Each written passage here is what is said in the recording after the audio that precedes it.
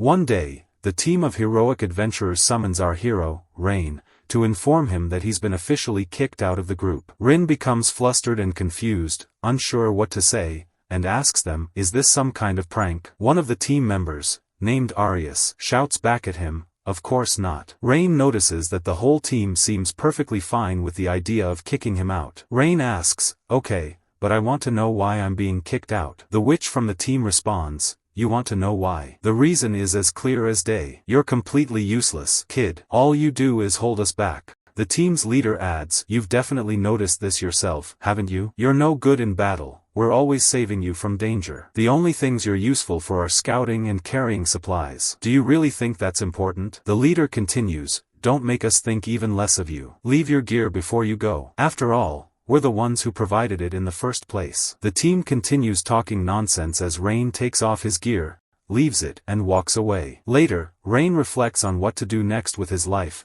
recalling moments he shared with the team during their adventures. He realizes that he once thought they were being harsh to encourage him to work harder as a beast tamer. But in truth, they never cared about him. All they ever did was belittle him. Now, with no gear and no money, he wonders how he'll start again from scratch. Soon after, a group of children approaches Rain, calling out to him, are you done with your mission with the hero? Come on, show us what you promised. Not wanting to disappoint them, Rain summons a falcon flying in the sky, bringing it down to the ground. He tells the kids, this is a temporary contract. Rain instructs the falcon to greet them, and it listens. Afterward, he releases the contract, and the bird flies away. Rain tries to explain the concept of temporary contracts with animals, but it's a bit difficult for the children to understand since they're still young. They think it's amazing and say they want to be just like him when they grow up. Rain asks one of the boys, didn't you want to become a hero? The boy replies, no, heroes and their teams are annoying. They always look down on poor people like us but suck up to the rich and nobles. Rain is surprised to learn that this is how people view Arius and his team. The kids tell Rain that he's completely different from that dumb hero group. He's kind, plays with them, and never looks down on them. The children get excited, dreaming of becoming famous adventurers and making a fortune when they grow up. At that moment, an idea comes to Rain. He could become an adventurer, traveling freely from place to place. He then heads to the Adventurers Guild, where he meets Natalie, a receptionist who welcomes him and tells him about the first adventurer's test. Rain says, sorry, could you explain to me what an adventurer really is? I don't know much about them. He thinks back to how Arius and his group always looked down on adventurers. Natalie laughs, you're very honest. Most people who come to sign up never even think about that. She says, alright, let's start from the beginning, and explains everything in detail. Once she finishes, she gives Rain his starter gear as an adventurer and asks if he has any more questions, to which he replies, no, thank you. Then, she tells him it's time for his adventurer's test and asks, what's your class? Rain responds, I'm a beast tamer. She says, that's great. You'll be good on your own in adventures. Just don't do anything reckless and get yourself hurt, alright? Rain sets off on his first adventure, which is to eliminate some goblins. He attacks the goblins, defeating them and collecting their crystals. He ends up gathering a large number of them, saying, I just need to gather a few more herbs. Suddenly, he hears a scream from deeper within the forest. He rushes to see what's happening and finds a huge, deadly tiger attacking a girl. Rain decides to attack the tiger with the knife he has, but the knife breaks, and Rain falls to the ground. The tiger turns toward Rain, and he tells the girl to run away. Rain is certain he's going to die. At that moment, the cat girl is still there and says she'll make her final attack with all her strength. She leaps high into the air and strikes the tiger, killing it instantly. Rain is stunned by what he's seeing. He asks her, who are you? Rain notices that the girl is from the tribe of cat spirits, but she collapses as she faints. Rain catches her, asking if she's alright. He thinks she's hurt, but she replies, no, I'm just really hungry, and her stomach growls. Rain gives her some food, and after she finishes eating, she thanks him, saying she hadn't eaten or drunk anything in days. She says, oh, I haven't introduced myself. I'm Kanade, from the tribe of cat spirits. Rain replies, I'm Rain Sherward. I met you in the middle of my adventurer's test. Rain asks, what were you doing here? She replies, nothing much, I just decided to travel, so I was wandering around. There aren't many of us left, so we live quietly in the depths of the mountains. But life there is pretty boring, so I set out on this journey, which led me to meet you. She says, now, tell me more about yourself, and Rain shares his story. Kanade responds, "So, you were part of the hero's team?" He says, "Yeah, for 6 months." It's the first time Rain has told anyone about being kicked out of the hero's team. After he finishes, Kanade is furious with the hero and his team of jerks. Rain says, "It's fine, what's done is done. I've already decided to pursue the path of an adventurer." He thanks Kanade for being angry on his behalf, as it's the first time anyone has been upset for him. Kanade then suggests that they form a team and says, "Why don't you tame me? I'm human, but I'm also part beast. I had a feeling you'd be able to when I first saw you. You're really strong, Rain. There are very few tamers in the world who can tame cat spirits, which means you're amazing." Rain is shocked by what he's hearing. "Tame a cat spirit? I never even thought about that," he says. He decides to give it a try and successfully forms a permanent contract with Kanade. Magic flares, and the contract is complete. Rain and Kanade are overjoyed. And so, Rain returns to the guild once again. He hands over the goblin's cores along with the required herbs, successfully completing his trial. Natalie congratulates him, informing him that he is now officially an F-rank adventurer, the first and lowest rank. She hands him his adventurer's card along with his first reward, 50 copper coins. She apologizes, saying, "Sorry, it's an F-rank quest, so the payment is small, but don't worry. As your rank increases, your pay will be much higher. And since you're quick at completing tasks, I'm sure you'll rank up in no time. Good luck." Rain thanks her. Thinking to himself, Rain realizes that if he's going to work on raising his rank, he'll need a place to stay, a base to operate from. Unfortunately, the small amount of money he has won't be enough to cover that. Afterward, Rain goes to meet up with Kanade, apologizing for being late. She smiles and says, "So you're an adventurer now, right?" He confirms and she congratulates him. Rain asks if she's okay with him starting on new quests right away, and she agrees. As they head out, a fellow adventurer notices Kanade, realizing that she's a cat spirit, and says, "This is the first time I've seen a real cat spirit. What are you doing here?" He completely ignores Rain. Kanade brushes him off, saying, "I've got nothing to say to you." The adventurer, offended, starts mocking Rain, which annoys Kanade. She snaps back, saying, "I won't allow you to talk like that to my master." The adventurer is shocked to learn that Rain has tamed Kanade. He bursts out laughing, thinking Rain is lying. "Quit joking around, kid. There's no way someone as weak as you could tame a powerful cat spirit." Kanade retorts, "That only shows how ignorant you are. Rain is a strong and skilled beast tamer, much stronger than you." Unconvinced, the adventurer says, "If this little weakling is stronger than me, then let's test it. How about an arm wrestling match? Whoever wins gets to keep the cat spirit. Don't tell me you're scared of me. You're a great tamer, right?" Rain feels nervous but realizes he can't back down. If he refuses, this guy might keep harassing Kanade. Gathering his courage, Rain accepts the challenge even though he fears he might lose. The adventurer taunts him, saying, "Don't cry if I break your arm." As the match begins, Rain unexpectedly wins with ease, breaking the adventurer's arm in the process. Rain is left stunned, unable to understand how he did it. Kanade proudly declares Rain the winner. The adventurer, now crying in pain, is approached by Natalie, who asks, "What's all this noise about? What's going on here?" Seeing the adventurer in tears, she sighs, saying, "You again." She apologizes to Rain for the man's behavior, explaining that the guild is aware of his strange antics and that they plan to demote him as punishment. She assures Rain that she'll handle things from here and takes the adventurer away. Rain, still in shock, wonders how he managed to win. "I'm not supposed to be this strong," he mutters. Kanade explains, "You didn't realize, Rain, when you formed a contract with a powerful being like me, your strength naturally increased. As my master, you now possess the strength of a cat spirit." Rain is taken aback. "This is the first I'm hearing of this," he exclaims. Kanade, equally surprised, asks, "Really? You didn't know? In my homeland, very few tamers are strong enough to form contracts with high-ranking beings like me. It's a rare feat." Rain admits that no one in his country has ever tamed powerful beings, so he had no idea. Excitedly, Kanade urges, "Let's keep working hard together." But when she turns around, she finds Rain using the rabbits in the forest to quickly gather all the herbs he needs. Annoyed, Kanade pouts, "That's not fair. I wanted to help, not those rabbits." Just then, Kanade senses something strange in the forest. "Wait, do you hear that?" she asks. Rain grows serious. "What is it?" "I hear a scream coming from inside the forest," she says. They rush toward the source of the noise and find a group of bandits harassing an elderly merchant. The bandits sneer at him, saying, looks like your guards abandoned you as soon as they heard the Neon Fong gang was coming. How does it feel now? The old man is, of course, terrified. It's Rain's first time hearing of the Neon Fong gang. Kanade, however, recognizes them. I've heard a lot about them while traveling. This is dangerous. We need to go get help. Rain disagrees. No.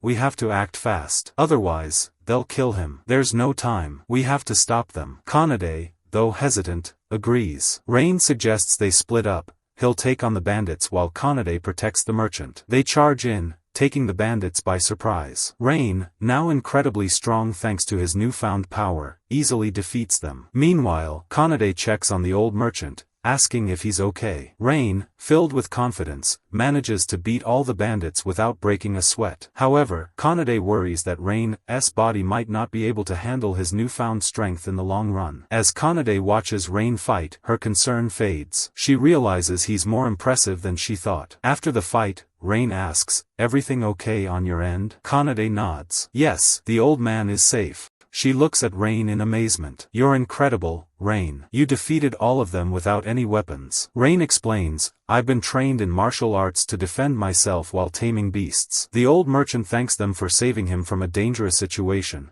but Rain, concerned, asks, "Isn't it dangerous for you to travel alone without guards?" The merchant sighs. "I hired guards, but they fled as soon as they spotted the bandits." The old man warns Rain, "You need to get out of here. This gang is dangerous. They kill anyone who crosses them." Rain contemplates this. Are they really that dangerous? He wonders. He tells the old man, "We need to stop them." Kanade and the merchant are shocked by Rain's statement. Rain searches for the remaining members of the gang. Kanade asks, "Are you sure about this?" Rain nods. "If they're really as dangerous as you say, we might be able to escape them, but the traitors and the weak won't stand a chance. They'll always be in danger, and I won't allow that." Kanade, still uncertain, says, "But we're talking about over 100 bandits. Isn't that too much for us?" Rain replies, "Not exactly. I have a plan that will make things a lot easier for us." Afterward, Rain and Kanade rent a room at an inn to stay in instead of camping in the forest, and Kanade is absolutely thrilled to have a proper bed. We also find out that after Rain and Kanade captured the bandits, they were summoned to the Adventurers Guild, and capturing the bandits was considered a major accomplishment. Rain was promoted from rank F to rank E and also received a large sum of money. Because of this, Rain and Kanade bought new equipment from the town and even celebrated with a fancy dinner. However, when they tried to get a room at the inn, they found that only one room was available. Rain wanted a separate room from Kanade, but they had no choice. They go to sleep, but Kanade stays awake, thinking to herself about how amazing Rain is for forming a contract with her. After all, even among the strongest types, cat spirits are incredibly rare. Many humans had tried to capture Kanade, but unlike them, Rain helped her, saved her, and treats her as a friend. A week passes smoothly with work going well. One day, Rain and Kanade are eating apples in the forest, and then they return to the guild, where Rain takes on a new quest. The mission is to defeat someone who prevents people from crossing the bridge unless they defeat him. Natalie asks Rain to accept the mission and get rid of this person, telling him that the quest is available for all ranks and the reward is 4 gold coins. As soon as Rain hears about the reward, he immediately agrees, and Natalie thanks him. Rain quickly sets off to complete the mission. When he reaches the bridge, he finds that it's huge, and Kanade is absolutely amazed by it. The bridge is called the First Step, and it's the only way to travel from the central continent to the southern continent. Kanade is in awe of the view surrounding her, telling Rain it's her first time seeing something like this. Kanade then asks Rain about the person they'll face, the one called the Watchdog. Rain thinks about who it could be, but says that everyone who's been defeated by this person refuses to talk about him, so he knows nothing and decides to remain on guard. At that moment, Kanade calls out to Rain, telling him to look. Rain turns to see a giant dragon flying above them, and both he and Kanade are terrified. The dragon descends to the ground and transforms into a girl from the dragon spirit race. The girl tells Rain, "I can sense power from the both of you. Fight me now." Rain is shocked to see the dragon become a girl. Rain asks, "Can I ask you something? Are you the watchdog who's causing trouble at this bridge?" The girl replies, "That's not my favorite title, but yes, I am. I'm Tanya of the powerful dragon kin,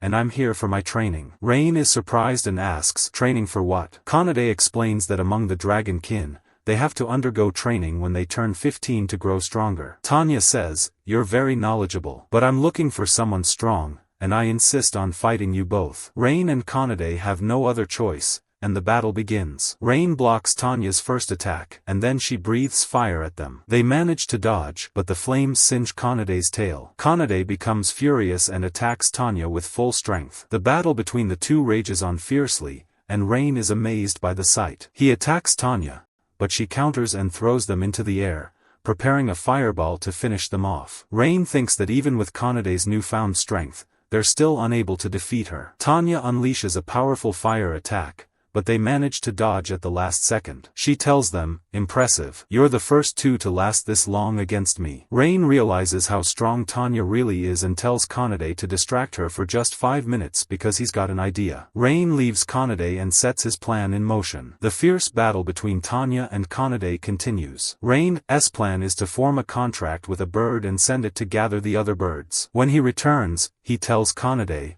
"Alright, it's all set. Leave the rest to me." Tanya declares, "I'll finally kill you now." Rain replies, "No, you'll kill them." Tanya looks up to see a massive flock of birds attacking her, irritating her until she manages to scare them off. She tells Rain, "You really think this is how you'll defeat me? Don't make me laugh. There's no way you can beat a dragonkin with such weakness." But at that moment, Tanya collapses, unable to stand and feeling dizzy, not understanding what's happening. The bird returns to Rain's shoulder, and he tells her that the bird is a special species called the Bito, whose shiny feathers are a sign that it's venomous. Rain explains that the massive dose of venom injected into her system is enough to take down even the dragonkin for a while. Tanya tries to stand but fails and admits defeat, saying, "Fine, I surrender." "You win." Kanade is overjoyed that they've finally won. Rain tells Tanya, "Alright, come with us now." She responds, "Why? Are you going to sell me as a slave to another human?" Rain says, "Of course not. I just want to talk to you,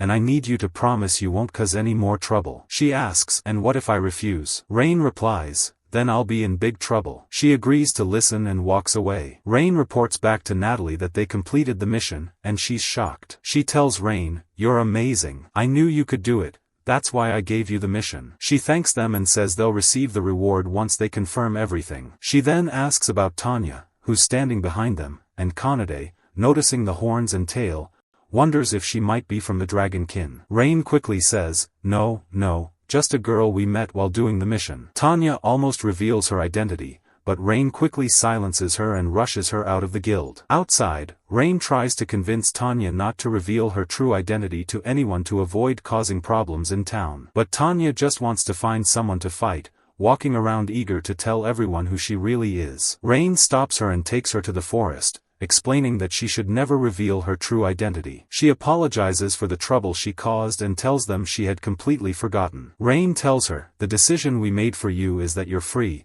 but you need to stay away from this town as much as you can." Tanya asks, "Are you sure?" Rain replies, "Yes, fortunately, news about you hasn't spread, but you need to promise not to cause any more trouble." Then, unexpectedly, Tanya decides to join Rain and Kanade in their future adventures, becoming part of their team. Rain is surprised and asks why she wants to do that. Tanya explains that adventuring with them would be excellent training and also a lot of fun. Rain doesn't refuse the idea, and he asks Kanade what she thinks. She agrees as well. Tanya says, "Alright, then, make a contract with me, Rain." Rain agrees, forming the contract with her, and everyone is happy. The scene shifts to the hero and his team, with the hero furious that he failed his mission in the forest after spending so much time there. The team feels the absence of Rain, but of course, the scoundrels won't admit it. At that moment, the hero suggests, "What do you think about getting Rain back on the team? We'll apologize and tell him we didn't mean to hurt his feelings. He's dumb and kind, so he'll come back right away. Once we finish our tough mission in the forest, we can ditch him again. What's the harm in that?" Meanwhile, Rain is exhausted, lying on the floor of the room while leaving the beds for Kanade and Tanya, and they argue about who gets to sleep on the bed first. And the next day, they start their first mission as a trio, which is slime extermination. We learn that slimes are F-rank monsters, and anyone can defeat them easily, so most adventurers don't care about them at all. But when these monsters spread, they destroy farmers' fields. Kanade feels disgusted by the slime because it's sticky, so Tanya tells her, "Don't worry, I'll take care of them with my fire quickly." The team searches for the slimes in the forest but doesn't find anything at all. After struggling for a while, Rain decides to use the birds to locate the slimes. Tanya and Kanade don't understand, and we see that Rain transfers his consciousness from his body to the bird's body, a magic skill also linked to beast taming. He speaks to them from the bird's body, leaving them shocked. But Rain explains the situation and the process he's using. They tell him, "You're really a genius, Rain," to which he responds, "Really? Most beast tamers know how to do this." But they reply, "Of course not." Rain flies off to search for the slimes and eventually finds that all the slimes are gathered in one place. Kanade wants to crush them with a giant rock, but Tanya stops her and says to Rain, "You can cast spells, right, Rain? Try it out." He replies that he could use very simple magic before. Tanya encourages him, saying, "Just give it a try, what do you have to lose? Shoot a fireball at the slimes." Rain hesitates, saying it's a weak spell, but she insists, "Go ahead and try." Rain finally tries his magic and is surprised to find that it's incredibly powerful, wiping out all the slimes at once. Both he and Kanade are shocked, with Rain saying, "What just happened?" Tanya explains, "Just as I expected. Your contract with Kanade gave you incredible physical strength, and your contract with me gave you abilities from the dragon kin, like the fireball and enhanced flame breath using magic. The magical power of the dragon kin is the second highest in the world, and now that power has settled inside you." Rain is stunned to realize that he now possesses the second highest magical power in the world. More slimes gather again,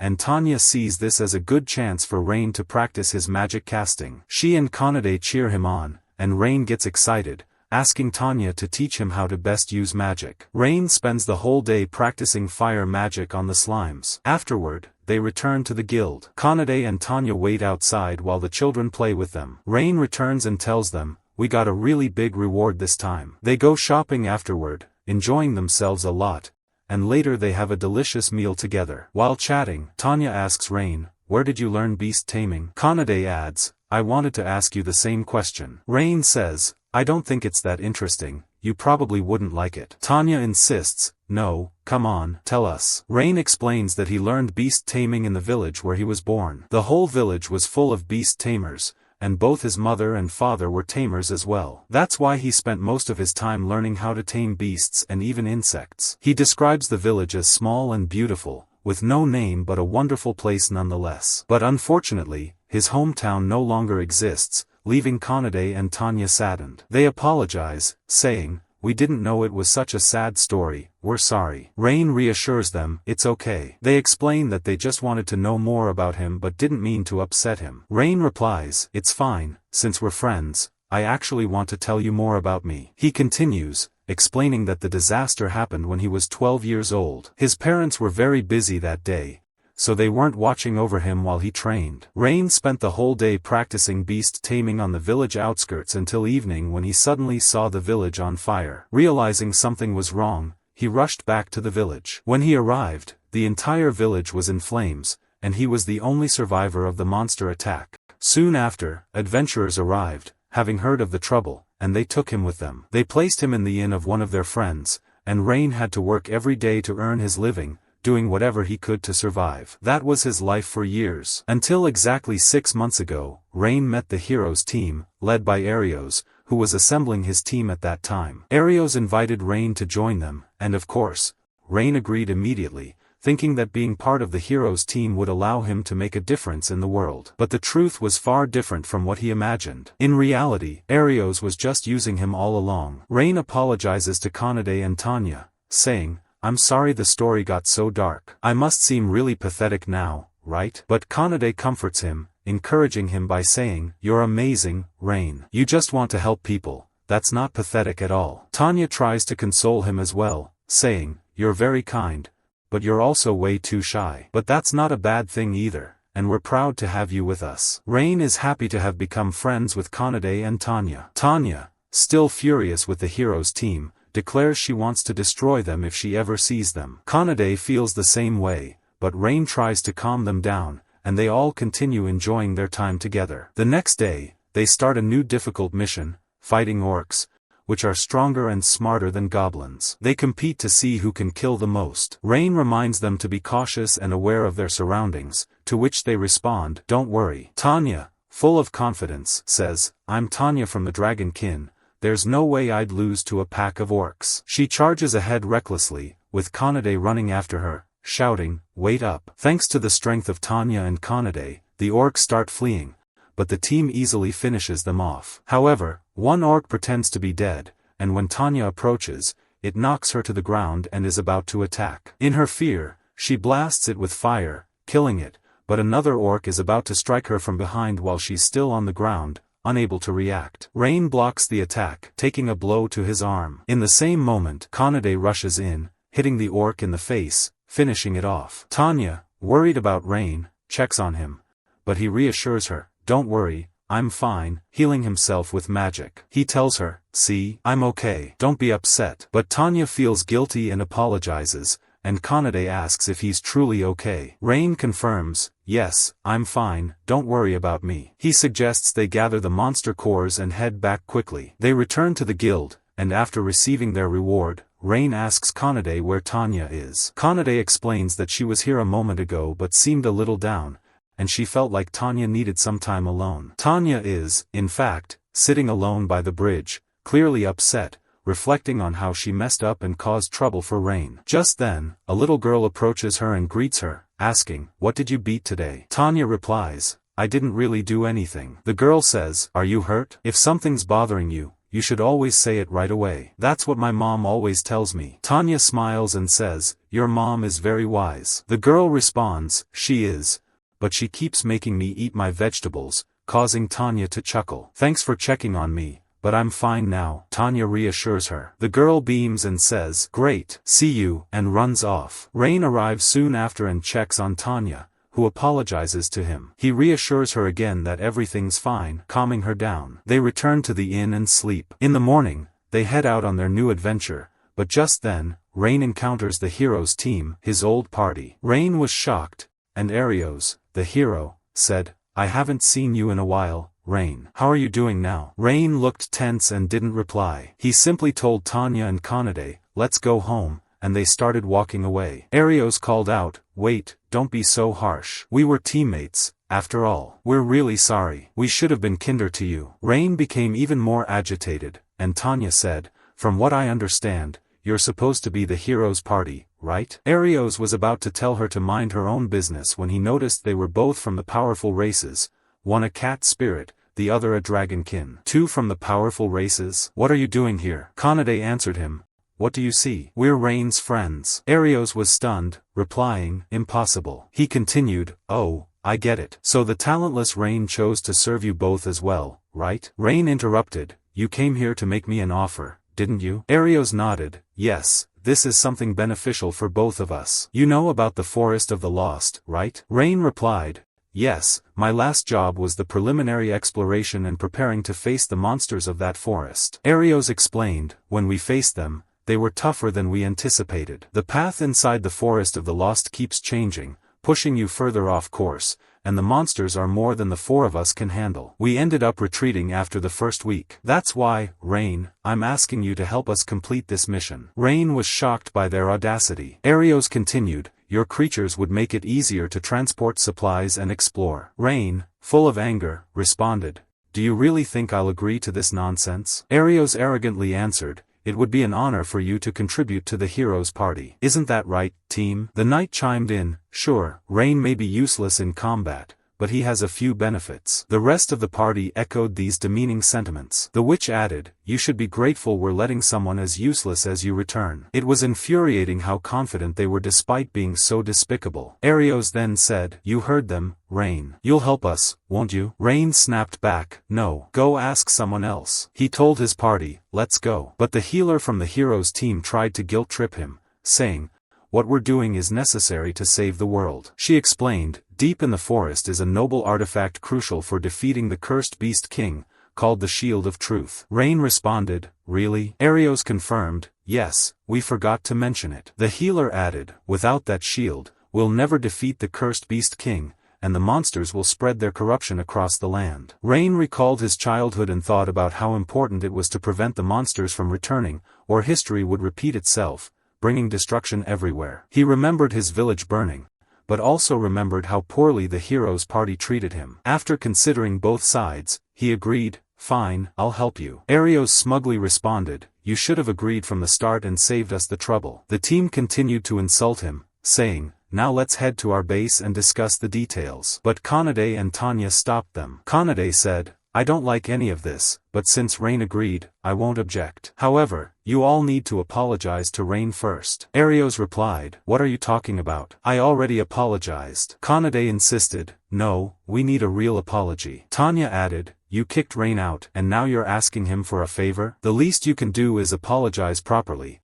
Get down on the ground and beg for his forgiveness. The hero's party was shocked, and Tanya continued, what's the problem? If it were up to me, I'd blast you with my fire. But I know Rain wouldn't like that, so I'm holding back. That's why I expect you to get your empty heads down and apologize. Arios, full of arrogance, barked, you want me, the hero, to grovel? Don't be ridiculous. I'm the hero Arios, and you want me to kneel before this weakling? Where does this kid get his confidence? He runs away from every danger he faces. Arios then grabbed Rain by the collar and said, you're far too lenient with your pets, Rain. You need to keep them in line. He continued mocking Kanade and Tanya, laughing at them, and his team laughed with him. Finally, Rain had enough. He punched Arios so hard he sent him flying to the ground. The hero's team was stunned. Arios, still in his delusional hero role, shouted, how dare you strike me, the hero? Rain replied, I'll do it again if I have to. Kanade and Tanya are my closest friends. Mock them again, and you'll pay the price. Arios, now furious, challenged Rain, fine. How about we settle this with a fight, once and for all? Let's see which team is stronger, yours or mine. Rain agreed, let's do it. The first match was between the knight and Kanade, the second between Tanya, the witch, and the healer, and the final match between Arios and Rain. The scene shifted to the fight between Kanade and the knight. He said confidently, good, I've been wanting to fight one of the powerful races anyway. Kanade, filled with excitement, replied, I'm going to beat you until you properly apologize to Rain. The knight smugly said, there's no reason for me to apologize. The hero's party doesn't need weaklings. Kanade, furious, charged at him with incredible speed. The knight couldn't handle her strength and was clearly outmatched. She ridiculed him for his weakness, and the knight tried to justify himself, saying, we need Rain for now, but don't blame me if I kill you. Kanade laughed, bring it on. I've only been using half my strength. Now I'll use all of it. The knight was trembling with fear, clearly on the verge of breaking down, and wondered why someone so strong would serve someone as weak as Rain. Kanade told him, you still don't get it. Rain is stronger than all of you combined, you trash. With one powerful strike, she defeated him, ending the first battle. The scene shifted to Tanya's fight. She said, I thought I'd be fighting the hero, but I guess I'll leave the fun for Rain. The witch and healer retorted, watch how you speak about Arios. Tanya replied, I meant you two are way too weak for me to take seriously. The fight began with magic spells, but Tanya effortlessly nullified their attacks with a flick of her finger. The witch and healer were stunned, and Tanya laughed at their incompetence. Did you really think you could beat me like this? They tried attacking again, but Tanya easily dispelled their magic once more. They kept trying, but all their spells failed, leaving them helpless. Tanya mocked, you thought you could get away with insulting my master? Think again. She began gathering immense magical energy for a devastating attack, and the witch and healer were terrified, on the verge of tears. Just before releasing her attack, Tanya stopped and laughed, I was just messing with you. But it was too late, they had already fainted from fear. The scene shifted to Rain's fight with Arios. Arios sneered, you're a fool, Rain, to face me, the hero. You, a lowly beast Tamer, rejected my generous offer, and worse, you dared to strike me. I'll make sure you regret this. But Rain wasn't listening to his pointless rant and quickly attacked. Arios managed to dodge the blow. Arios said, you idiot, I was talking just now. Rain replied, and I don't want to listen to your endless blabbering. Arios, annoyed, charged at him with his sword at lightning speed. Rain dodged every attack, even though they were incredibly fast. He kept evading, focusing and waiting for the right moment to strike. Rain could sense that Arios wasn't as strong as expected for a hero, unlike when he fought Tanya. Rain grabbed Arios' arm, blocking his attack, and said, is that all you've got? Arios was stunned, you blocked my attack. In that instant, Rain struck him again, making Arios bleed from his mouth. Arios was baffled, unable to comprehend where Rain had gained all this power. As the fight continued, Arios asked, how do you know how to fight like this? Rain responded, you want to know? This is the strength of a beast tamer, the same power you mocked before. I gain power through the contracts I form. Rain told him, you'll never defeat me in a fair fight, and with another powerful strike, he added, admit your defeat, Arios. Desperate, Arios used magic and attacked Rain with lightning. Rain dodged again, and Arios sneered, "You're truly an idiot, Rain. Did you forget my skill? I'll burn you to ashes, useless beast Tamer." Arios unleashed his magic on Rain, but Rain countered with fire, effortlessly blocking the attack. Arios was left in shock. Arios continued with his baseless arrogance, but at that moment, Rain used the power of his wasp familiar to paralyze Arios, making him collapse to the ground, unable to move. Rain said, "Now it's time for me to unleash my fury on you." Arios begged for mercy, but Rain struck him with all his might, completely wrecking him. Rain felt relieved and overjoyed as Kanade and Tanya arrived at that moment. And then we find Rain's team entering the Lost Forest for their new adventure, searching for the shield. They quickly become disoriented, and mushrooms are everywhere. Kanade starts to get bored and says, "Yeah, it really is dark here, even though it's daytime." Tanya, getting frustrated, suggests, "How about we just burn the whole forest down?" Rain responds, "Of course not. You know we can't do that. This forest is an essential part of the ecosystem." Tanya backs off, okay, I was just kidding. "But seriously, the shield is here, right?" Rain confirms, "Yes, the shield of truth, which only the hero can wield, is in this forest." Looking at the map that Arios' team had drawn, Rain says, "This is absolutely useless." Tanya agrees, but says, "We still have to find the shield, no matter what." Rain nods, "That's our job right now." We then flash back to the time right after Rain's team defeated Arios' group. Arios and his team apologized to Rain, and Rain forgave them. After that, Arios gave Rain information about the shield's location,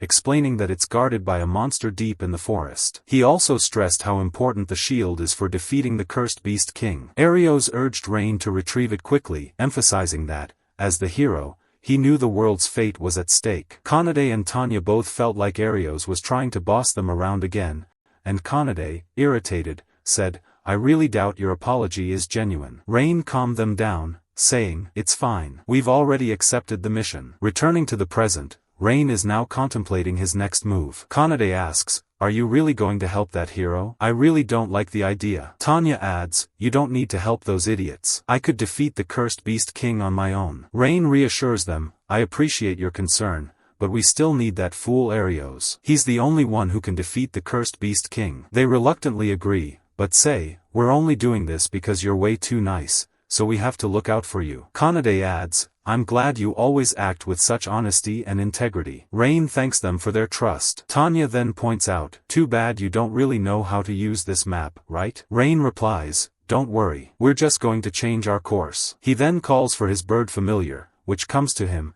and Rain tells them, "I'm going to merge with the bird like last time. You protect my body while I scout." Rain's soul leaves his body, and he explores the forest, noting how vast it is. He realizes that even though the path is hidden, he can pinpoint it. After finding the way, he returns to his body. Tanya asks, "Did you find the path?" Rain responds, "Yes, thankfully." The group cheers up and heads down the path. After a while, Tanya says, "We've been walking for ages and still haven't found anything." Kanade asks, "How much longer till we get there?" They stop and realize they're back at the spot where they marked their starting point with a stone. Kanade teases, "Looks like you led us the wrong way after all." Rain responds, "I don't think so. I shared my info with the other birds. If I made a mistake, it's unlikely they all did too." Tanya interjects, "I think we're on the right path as well, but there's some big secret in this forest that we don't know about." She adds, "Wait a second. Let me check something." She uses her magic, and glowing orbs appear,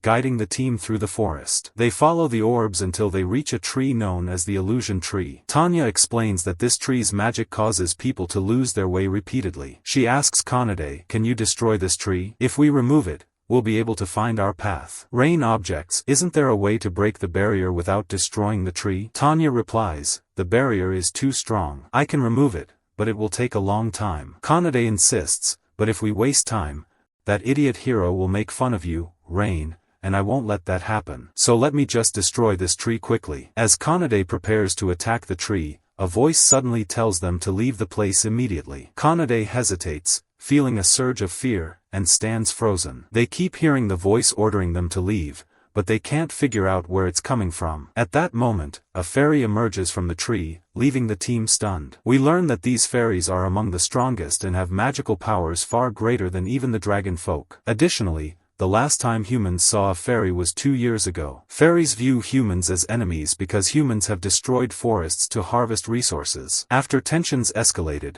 the fairies retreated into the deep forests and mountains to keep humans away. Because of this, fairies harbor a deep hatred for humans. Rain tries to talk to the fairy, but she repeats, "Leave this place and go quickly." He replies, "I just want to talk to you." The fairy sternly responds, "Leave now, or I will crush you in seconds." Frightened, the group quickly runs as far as they can. Once they are safe, Kanade says, "Good thing she didn't chase us." Kanade wonders aloud, "Aren't fairies supposed to be kind and gentle creatures?" Rain explains, "Yes, but it's strange that she even revealed herself. I think she did it because I'm human." Tanya adds, "So you're saying there's more to this than just that?" Rain agrees, "Yes, I think it happened because we got too close to the barrier." Tanya nods, "Yeah, she appeared when Kanade tried to destroy the barrier." Rain starts thinking about why the fairy was so aggressive. Tanya dismisses the concern, saying, "Whatever happened, it doesn't matter. She caught us off guard before, but this time, we'll be ready. I'll block her spells,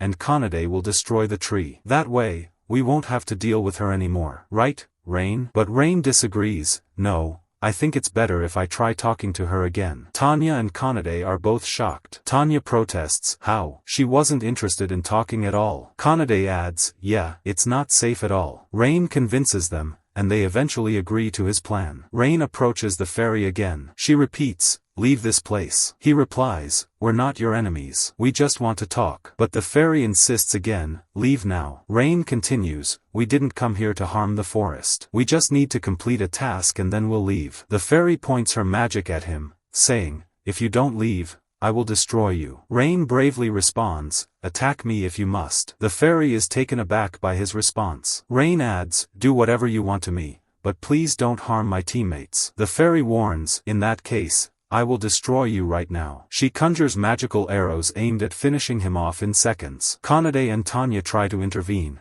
but Rain stops them, assuring them, "Don't worry." He thinks to himself that he can endure one attack but won't back down. The fairy launches the arrows, and they pierce his body, leaving wounds all over, but he remains still. The fairy asks, "Why aren't you running?" Rain responds, "I told you, all I want is to talk, nothing more." Surprised, the fairy says, "So you let my attacks hit you just to earn my trust?" She continues, "I don't understand. Are you really a human, like the ones who stole and defiled our land?" Rain answers, "Yes, I'm human. But not all humans are like that. There are many kind humans too. I only hope you can trust me." But the fairy doesn't listen and attacks Rain again, but this time Kanade and Tanya pull him back and block the attacks themselves. The fairy is surprised and stops her arrows quickly. Kanade tells the fairy that Rain is not a bad person and asks her to believe her. They go on telling her about all the good things Rain has done for them and how he's a kind person. The fairy becomes convinced and dispels her magic. She says to Rain, "You're really a strange human," and lands on the ground, offering her hand to help him up. She asks him for his name, and he replies, "Rain." She then introduces herself, "I'm Sora. I'll listen to what you have to say." Rain explains his story to her, and Sora says, "So you're looking for the shield of truth for the hero, is that it?" Rain replies, "Yes, but the problem is this barrier is in our way." Sora tells him, "I'm the one who created this barrier." Rain then asks her, "Could you please remove it so we can pass?" She cuts him off and says, "Of course not. The barrier keeps people from reaching the fairy village, and I can't risk putting my companions in danger." Tanya jumps in and says, "I feel like you're working with the monster." Sora replies, "There's no monster in this forest that has the shield you're talking about." The team is stunned, and Sora explains that the only thing in the forest is the path leading to the fairy village, and the fairies are the ones protecting the shield of truth. Kanade asks, "So, what's this monster story then?" Tanya says, "I'm sure someone spread the wrong information." Sora says, "If this shield is important to defeating the cursed beast king,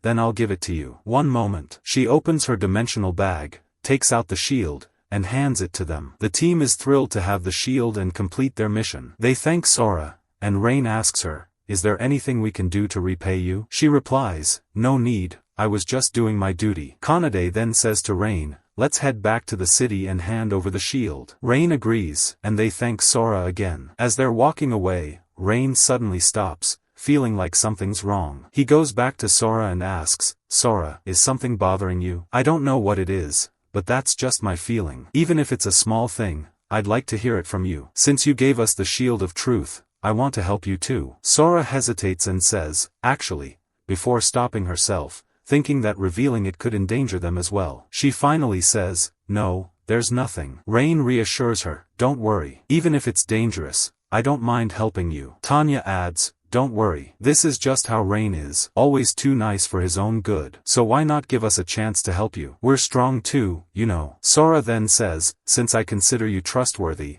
I'll tell you everything. She explains that she has a younger twin sister named Rona, whose personality is completely different from hers, but they've always been very close. Originally, there were multiple paths leading to the fairy village, and multiple barriers in the world. Sora and Rona were tasked with maintaining the barrier that protected the path to the Forest of Lost. It was a boring job, but they were always happy to do it together. One day, however, they were forced to leave the barrier for a short time. That's when they encountered a monster who works for the cursed Beast King's army. They tried to escape back to the barrier, but the monster chased them. They were forced to fight it but failed to defeat it. The monster then captured Rona and took her away. Rain is surprised that the monster was strong enough to overpower even the fairies, and Sora tells him that the monster is the Shadow Knight. Rain says, now I get it. The Shadow Knight is a Class G monster, which makes it a powerful creature, even able to defeat the strongest races. It also has an ability to negate all magic attacks. In short,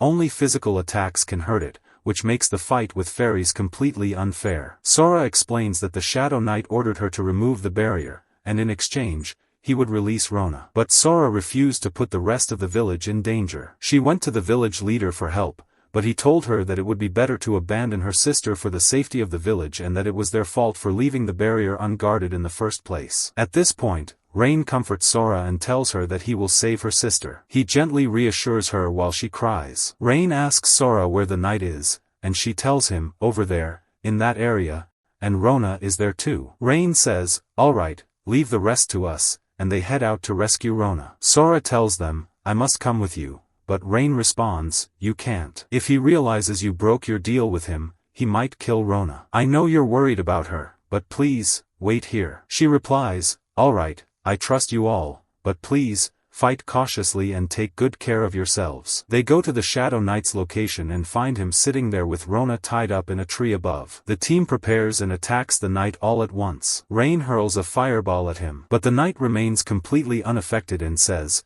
magic spells are useless against me, you know that. Rain and Kanade rush to attack him physically, and Rain says, but maybe I can at least distract you, right? The knight notices Rain's strength and says, what's this power? Could it be? Are you the hero? Rain replies, comparing me to him is an insult. The knight says, so you're not the hero, yet you still dare challenge me, knowing I serve the cursed Beast King. What's your purpose here? Tell me. Rain responds, I don't have to answer you. The knight continues, I see. This is all for the fairy, isn't it? I must execute punishment for betrayal, mustn't I? He's about to finish Rona with his sword, but Tanya quickly blocks the attack and frees Rona, saying to Rain, Rona is safe with me now, as she flies off with her. The knight becomes furious and says, you won't escape me so easily. He's about to attack Tanya and Rona when Rain and Kanade intercept him, telling him, don't forget about us. Kanade tells Rain that she and he should distract the knight while Tanya gets Rona to safety. Rain agrees, yes, the plan worked, but unfortunately,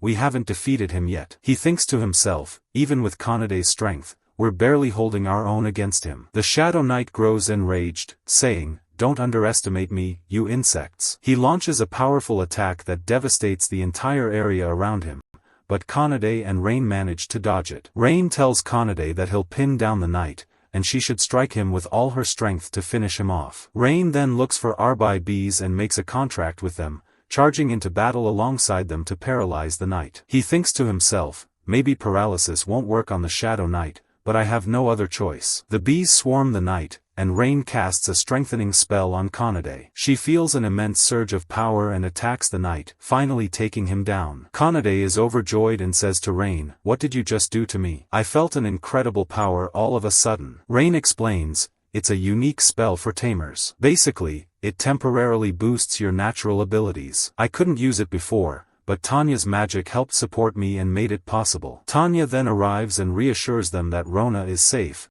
although unconscious, but otherwise fine. She also says, that strengthening spell is a lost magic. How did you manage to cast it? The team celebrates their success in saving Rona. Rona wakes up and asks, "Who are you?" Rain replies, "We're your sister's friends. She asked us to rescue you. You're safe now." They take Rona back to Sora, who is overjoyed that Rona is safe, and she thanks the team for rescuing her. Everyone is happy at this moment, but Rona and Sora say that they now have to leave the area immediately because the villagers abandoned them when Rona was in trouble, and no one came to help her. Because of that, they can't live among them anymore. Rain tells them, "You need to be careful. The forest is full of dangerous monsters like the Shadow Knight." Rona explains that they've been isolated from the outside world for so long that they didn't know anything about the situation. Kanade says, "What do you think about coming with us?" She and Tanya try to convince them to join their team, and Tanya says, "The decision is up to Rain, our leader." At this moment, Rain agrees, and everyone is happy. Rona and Sora then say, "Now you need to make a contract with us too." Rain is shocked,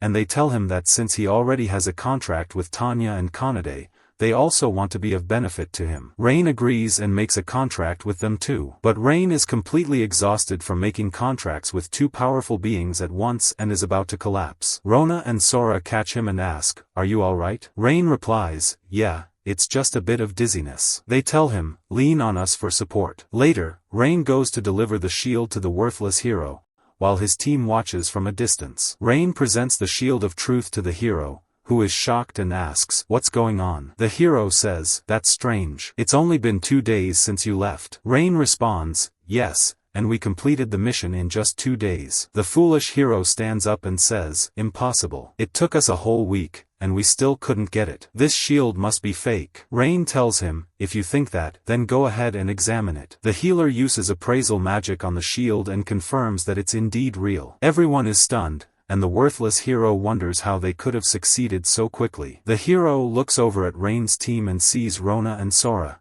saying, "There are some new faces here. They look like kids." Rain tells him, "That's none of your business," and thinks to himself that he asked Rona and Sora to hide their wings because if people found out there were fairies in a human settlement, it could cause panic in the whole area. Rain then asks the hero, "Where's the reward you promised?" The hero retorts, "You go straight for the money, huh?" Rain takes the money and says, "Alright, 20 gold coins, as agreed," and leaves. At that moment, the knight stops Rain and asks, "Wait, do you want to rejoin our team?" Rain is shocked, and the foolish hero yells, "Are you insane? Who gave you permission to do that?" The knight responds, "Yes, this is my idea. But recent events prove we really need Rain. He even passed through the Forest of the Lost, something we couldn't do together." The knight offers Rain to rejoin their team, but of course, Rain refuses the offer and leaves with his team. But we see that the worthless hero remains bitter and jealous of Rain and vows to destroy him. Later, Rain tells his team the legend of the hero and the cursed Beast King when they ask if it has to be the hero who defeats the Beast King. The team convinces Rain that he's growing stronger all the time,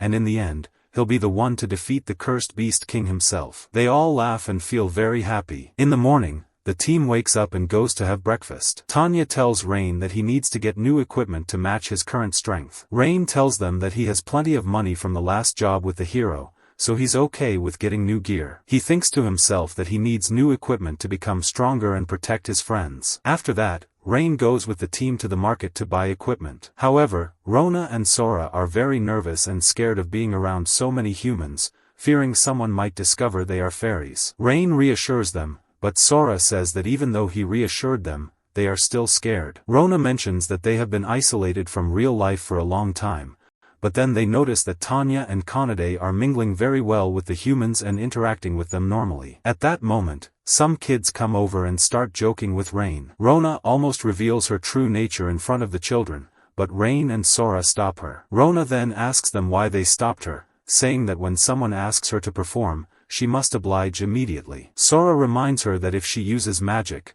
her wings will appear, and their identity will be revealed in this town. After that, they arrive at the best weapon shop in town, although it looks very rundown from the outside. When they enter, they find an old dwarf who is the shop owner. Rain tells the dwarf that he is looking for a weapon and a suitable shield for himself. The old dwarf tells him to choose whatever he wants. Kanade whispers to Tanya that the dwarf looks very scary, and Tanya responds that dwarves are known for being very grumpy. Rain searches the shop for a suitable weapon and thinks he now understands why the shop is famous in the city, because the owner is a dwarf blacksmith. He keeps looking until he finds a dagger that he likes. Tanya tells him that just a dagger isn't enough. He needs a more impressive weapon. Rain replies that he is used to using daggers. When Rain opens the dagger, Kanade is also impressed, but Rain senses something very strange about it. At that moment, another customer enters and tells the old dwarf that he is the best blacksmith in the city and that he wants the best and most expensive weapon. He places a pouch of silver coins in front of the dwarf. The old dwarf gives him a very beautiful sword,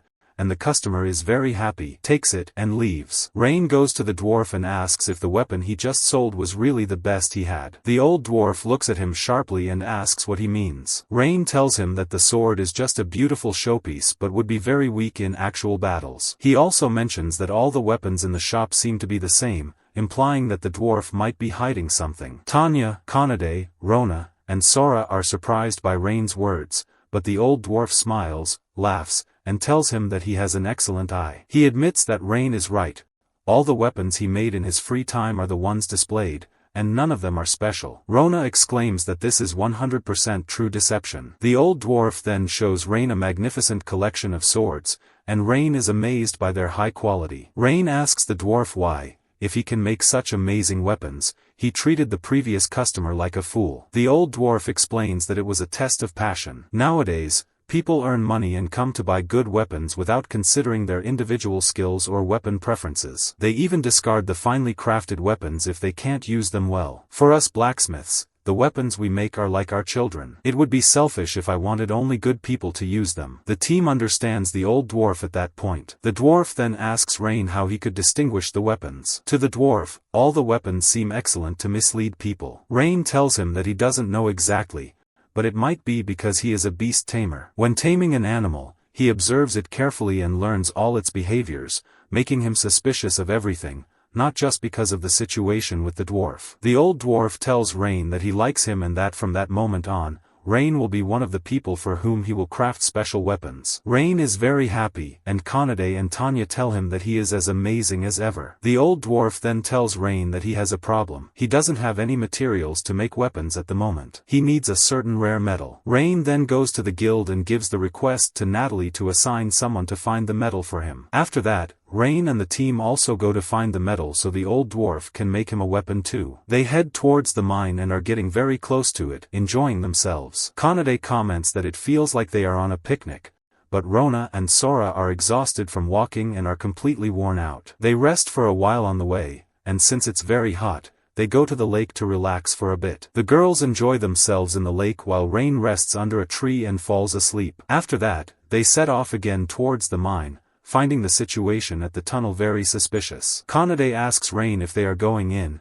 and Rain tells her to remember that they talked about the metal in the mine suddenly disappearing. He thinks that there might be thieves stealing it and that they could be inside right now. Rona suggests they go in and catch them. Suddenly, the thieves appear, and Tanya and Kanade fight them. Rona and Sora then use their magic to gather information from the thieves' memories. They tell Rain that they are a large group of adventurers and that there are 5 more besides the 2 they dealt with. Rain and the team prepare to enter the mine, and he tells them that it seems there is a beast tamer with the adventurers inside because they knew their location through the bird that was flying near them a while ago. And then they all enter the cave. One of them says to his men, "Our guys still haven't returned yet. This is a problem. They must be dead for sure. They're not coming back." The other one replies, "All right then. We need to go out and finish them off ourselves." Suddenly, without any warning, a huge fireball attacks Rain. But Rona and Sora manage to block it with their magic easily. The other girl in the group tries to launch another fireball, but they block it effortlessly as well. They manage to restrain the 2 girls in the group. Kanade then goes and attacks the other 2 men, taking them down and tying them up, leaving them aside. Only the leader remains. Rain then asks him, "So who are you exactly?" He replies, "It's none of your business. But I'll tell you that I work under the blacksmith Gantus, and I will never surrender to you no matter what happens. I'll defeat you right now." They fight for a while, but the guy can't do anything against Rain. He says, "No way, I'm not giving up yet." Then he summons a huge beast called Behemoth, which is a rank B monster. They are all very surprised because there's a significant enmity between humans and monsters, so how could he tame it so easily? Rain responds, "Yes, taming such a magical beast usually requires an enormous amount of magical power." The guy says, "Well, if you don't know what I did,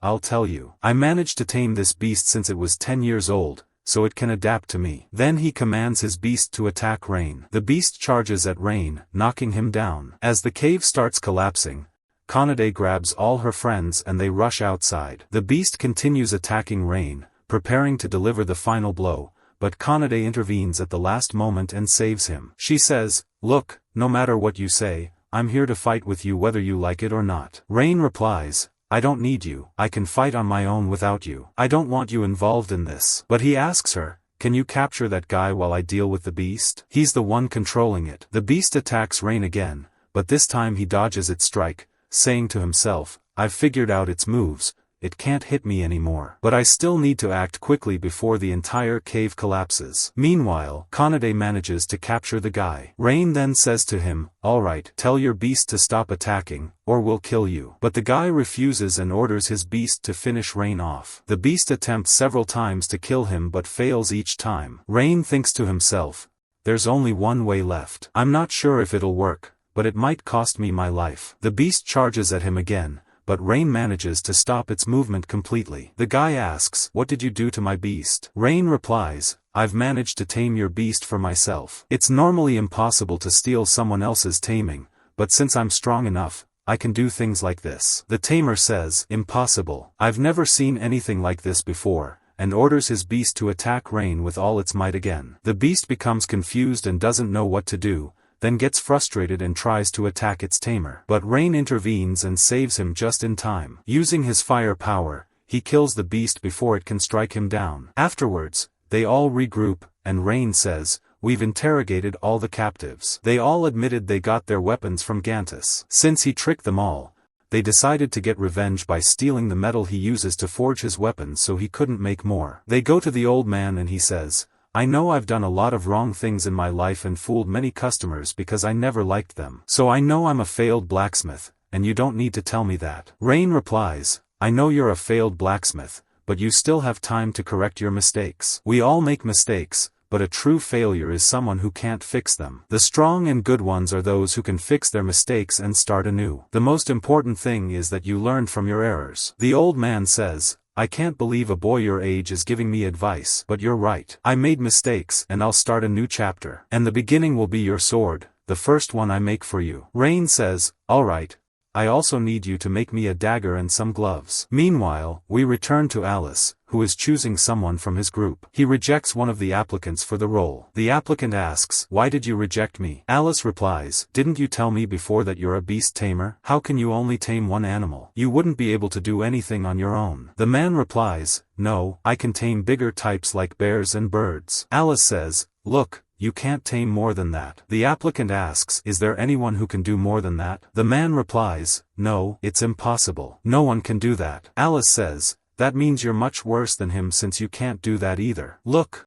buddy, we need someone who can fight alone. I'm sorry to say, but you won't work for us at all, and you failed all the tests." Then he talks to the girl beside him and says, "Bring the next one." She replies, "Sorry, that was the last applicant." He's shocked and says, "That means all the applicants were just failures. None of them were good enough." The girl thinks to herself, "The last guy wasn't suitable, but many before him were. Still, none of them were like Rain, not even close." She asks the leader, "Don't you think your standards are too high?" He replies, "Are you saying my selection criteria are wrong?" She says, "No, that's not what I mean. I mean you've been different and more irritable since he left." He tells her, "Alright, go rest for a while. You look tired today." Then we see him take out a high-grade jewel and say, "Before I do anything, I need to use this to deal with Rain." We then see Rain at the reception, asking what happened to the Temple Rhine thieves. She replies, "We simply revoked their adventurer licenses and sentenced them to hard labor." He tells her, "That's a very harsh punishment." She replies, "No, they deserve worse. These people stole many things and caused trouble in various places, so they deserve their sentence." At that moment, the twins are waiting outside and ask him what happened. He says, "The thieves were punished and got what they deserved." They tell him, "Don't be upset, you did your part, and no one can blame you. If that beast had stayed alive,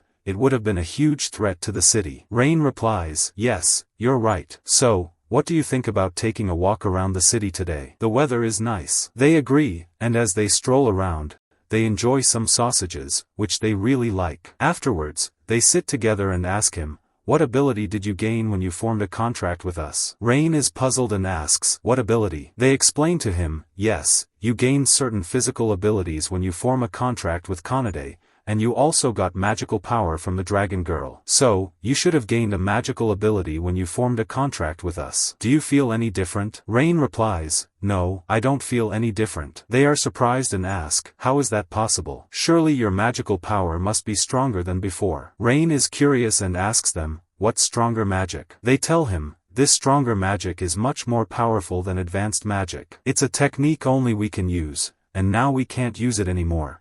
So you must be able to use it. Rain replies, honestly, I don't feel anything. The girls feel disappointed because he didn't gain anything from them and say, we're so useless and worthless. He reassures them, don't worry, guys. I don't judge my partners by their power. Even if I didn't gain anything from you, what matters to me is that you stay by my side and remain my friends. That's very important to me. They ask him, why do you care about us so much? Even the people from our village abandoned us, and they were right because we made many mistakes. We want to know why you stick with us and refuse to leave us. Rain says, look, I'll tell you. You know I was kicked out of the heroes team, right? And I was kicked out without any warning. I always wondered why we didn't succeed together. I realized it was because I never trusted them, and unfortunately, I didn't trust myself either. I was always afraid of them but still did my best. Now, things are different. I have friends I want to stay with forever. You are my best and dearest friends. They continue walking through the market, feeling hungry and wanting to eat. Then a man approaches them and asks, who are you and what are you doing here? They reply, what a stupid question. Who are you, and why are you asking about us? Mind your own business. The next day begins with them standing in front of that man, saying, who is this stranger? The man suddenly says,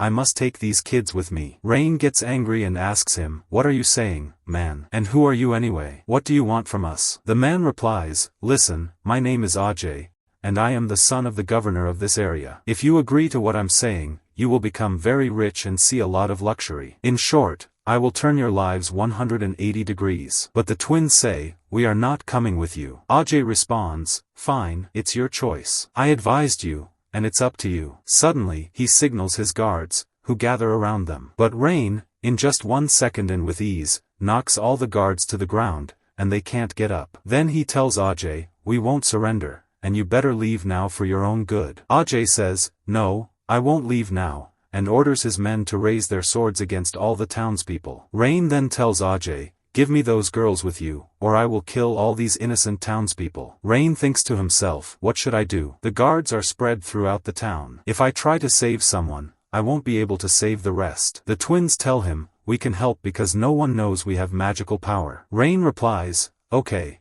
but if you do that, it will be revealed that you are fairies, and we won't be able to stay in this town for even a minute. After you have grown to love this place and its people, you will have to leave it so easily. He thinks to himself and realizes he can use fireballs all at once without any problem. Indeed, he uses this ability and manages to hit all the guards at once. Then he tells Ajay, leave here and don't try to come back again. Ajay replies, you will regret all of this. But then he leaves. The townspeople thank Rain for what he did but tell him, you better flee now before Ajay comes back. Rain and the girls quickly head back to the hotel. At that time, Rona recounts what Rain did. Sora says, look, this power is probably because we formed a contract with you. Rain replies, really, this power is amazing, and I managed to control it since the last time I trained. Sora says, well, great, forming a contract with us has finally paid off. Kanade says, let's focus on our issue now. We can't let this go easily, and we need to know this person's value so he can't mess with anyone else again. Rain replies,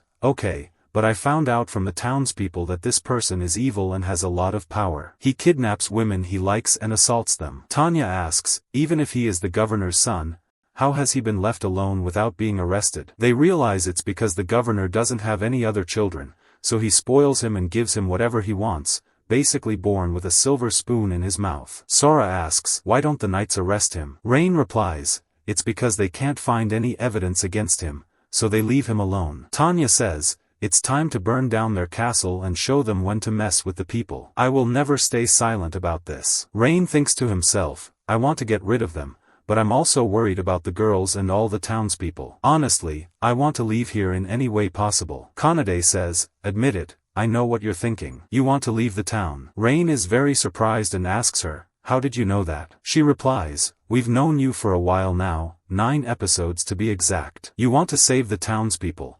But this man has a lot of power, and you are afraid we might get hurt. But don't worry about that. We are with you, and we will know how to save the whole town. Rain says, okay, let's come up with a plan to solve this problem and save the townspeople. Night falls, and we see Ajay sitting with his father. His father asks him, if you want anything from me, just tell me directly. Ajay says, don't worry, Dad, I know what to do. At that time, his guard comes in and says, listen, boss, if anyone files any complaint against me, I want you to silence them by any means necessary. Give them some money, bribe them, anything. Just don't let them speak, even if you have to get rid of them. The guard replies, okay, boss. Don't worry, I will handle it. Ajay tells him, fine. Now I want you to investigate the boy named Rain and find out everything about him from the time he was born until now. He continues, let me tell you something, if you manage to bring that boy here, I will pay you money that will make you live like a king for the rest of your life. At that time, Rain and Kanade go to the station to file a complaint against Ajay. Kanade is very scared to enter the station. Rain asks her, what's wrong? You don't want to go in? You seem scared. Why? She replies, because I look very strange, they might suspect me. They enter, and they ask the girl to file a complaint for them. But the girl gets nervous when several guards come in and say, we don't have to do this. We have all been here since yesterday, and it was a simple matter that got resolved, so don't blow it out of proportion. Kanade replies, a simple matter? He wanted to assault my friend. How can you take this lightly? Not only did he want to assault them, but he also wanted to take them with him. Rain tells her, stop. One of the knights says, this is slander against Ajay, and you are putting yourself at risk of a treason charge. We see someone standing and listening to them, but we don't know who he is. Rain and Kanade leave, saying, it looks like they are conspiring with the governor, making it easy for him to do whatever he wants. No one will catch him because they have no evidence. At that time, Kanade feels someone is following them, and a girl appears. Kanade asks her, why were you following us? The girl replies, don't worry, I was just following you to talk to you. As a knight, I have to be honest with you. I'm sorry. Please forgive us. I know our behavior made you distrust the knights. Rain and Kanade are very surprised that a knight is bowing to them. Rain tells her, don't worry, we forgive you. She replies, my name is Stella, and I am the captain of the Horizon branch of the knights. They are very surprised and introduce themselves, saying, my name is Rain, and this is Kanade. She says, okay, before I tell you anything, I want to thank you very much because your voice was heard everywhere. I heard that the bandits known as the Diamond Fangs were defeated by a cat spirit girl and an adventurer. I then felt unqualified to carry out my mission, and I didn't want to protect the town at all. I wanted to punish the governor for his mistakes, and I really need your help now. And if you know, most of the knights here are corrupt, working with the governor and neglecting all their duties as knights, controlling the town's residents whom they're supposed to protect. Honestly, I want to restore the knights to how they were before, and I've been thinking about what to do, but I found you guys, and you even managed to file a complaint against the governor's son. You guys are really amazing. Rain thinks to himself, should I trust her or what exactly should I do with her? Kennedy says to him, I feel we should trust her, and I also feel she's good and won't harm us. Rain says, okay, we'll help you, and we won't leave you. She gets very happy and thanks him for agreeing. Then she asks him, why are you targeting the governor in the first place? He says, honestly, because I found out some really bad things about him, and I need to target him. Kennedy says, enough talking, let's move. But there's something they need to do first, which is to discover evidence because if they don't, they'll be considered traitors. Rain says, don't worry, I have a great idea. We can take them all down at once and set a trap for them. Then we see them all agreeing on what to do. We see Rain and Stella standing in that place. Stella says to Rain, just as I expected exactly, and Rain says, okay, let's execute the plan now. Then the knight leader speaks to the knights and says, the evidence of the governor's conspiracy is in the warehouse. If this evidence gets out among the people, it will be the end of the governor, and we must deal with this matter personally before anyone notices anything. He tells them, whatever is inside that warehouse, find the target immediately and destroy it before they can do anything. Indeed, they enter the warehouse, but suddenly they find something thrown at them. They say it's a trap and try to escape quickly, but they don't make it, and Rain locks the door on them, not letting them out. At that moment, Rain uses his armored glove on the knight leader. The knight leader notices the attack and can dodge it, saying, no, my dear, I'm not like those kids. But Stella stands beside him and says, did you do this, or what? She replies, yes, I did this, and surrender now. By the way, while we're talking, my friends have taken control of the Knights Organization office, and this is all evidence of your corruption. Then she speaks to Rain, saying, let me handle this, and I will finish everything as I started. Indeed, they start attacking each other, and the Knight leader has the upper hand at first, but in the end, Stella manages to hit him with a decisive blow, and he falls to the ground. At that moment, we go back to Ajay again, who is hitting this little girl, saying, how did they manage to arrest the Knight leader so easily? But honestly, they're useless and do nothing but hinder me. But it's okay, I have 100 personal guards around this palace, and no one will be able to come near me or even harm me. At that moment, the hero group leader appears to Ajay and says, no, my dear, if it's Rain, he can do many things. Ajay is surprised and says, who are you, man, and what brought you here? He replies, I sympathize with you, nothing more, and I hate Rain just like you, maybe even more. He throws him an easy Rain and says, this tool will easily eliminate the target you want. I told you I sympathize with you, so you can use it to defeat him easily, and he won't have any chance to beat you ever. After that, we see the girl who was with Ajay in the palace living a happy life in her old house. Everyone loves her, and she was living a very happy life before all this happened to her. Then Stella and some of her friends go to the governor's palace. They tell the guards they are here to search the governor's area on a very urgent mission that cannot be delayed. But the knights don't believe them at all and say, no one told us anything about this. Then Candy and Tanya appear and tell them if you continue with this, you will also be considered traitors with the governor. But at that moment, they call some of the palace guards and say, come here and see this. The governor's son is watching all this from above, laughing and confident. He watches them blow up the entire place and says they are the strongest type. He is focused on his Rhine, saying if he uses this Rhine, Rain will be completely finished, and so will their contract with him. Then Rain enters the place with the girls. Rona says to him, by the way, you're really smart, and using this distraction technique might work on them. Rona tells him, now I can use a powerful spell to find the locations of all the people we are looking for. Indeed, she uses her ability to locate the magical signals of the kidnapped people. When she uses this ability, she notices a very powerful non-human entity with the captives, with very high magical power. He decides to go and find out where this strong signal is coming from. Then he goes to the room with the signal and finds a girl looking like a fox, lying on the ground exhausted. Rain assures her that he won't harm her and that he will save her. We learn that her name is Nina. We find out that the governor kidnapped her when she was young and forced her to obey him and stay under his control. Rain reassures her and says he will free her and break the collar around her neck. Indeed, he manages to do so, but after a great struggle with her. When we return to the girls, we find they have defeated all the knights and it didn't take them much time. At that moment, Ajay is very worried, and his father enters and asks him what happened. Son. Ajay tells his father, don't worry, you leave, and I will handle it. Then Rain meets his friends again and introduces them to Nina, telling them she is one of the strongest types. At that moment, they see the governor trying to escape, but they manage to catch him easily. When Ajay sees his father fall to the ground, he uses the power of the Rhine and attacks Rain, injuring him. But then we see that nothing happened to Rain because he is a beast tamer, and beast tamers are not affected by such things. Ajay is shocked that nothing happened to him. But suddenly, he is even more shocked when something strange comes out of the Rhine and eats his hand. He tries to seek help from Rain and the others, but a very strange and powerful monster appears. Rain is stunned when he sees it and realizes that this is the monster that killed his entire village. The monster says it will kill them all and then leaves the place. The monster goes to the city and finds Rain and his friends there to destroy it. The monster laughs at them and says, you can't do anything, and I will enjoy playing with you for a while. They try to stop it and all attack it together, but they can't do anything to it. Then the monster summons reinforcements, but they can't fight Rain and his friends. But it surprises them by being able to gather reinforcements infinitely. When it gets bored with them, it decides to vent its anger on the city and burns a large part of it. This makes them all furious, and they start fighting it with all their might. We then go to the hero's team,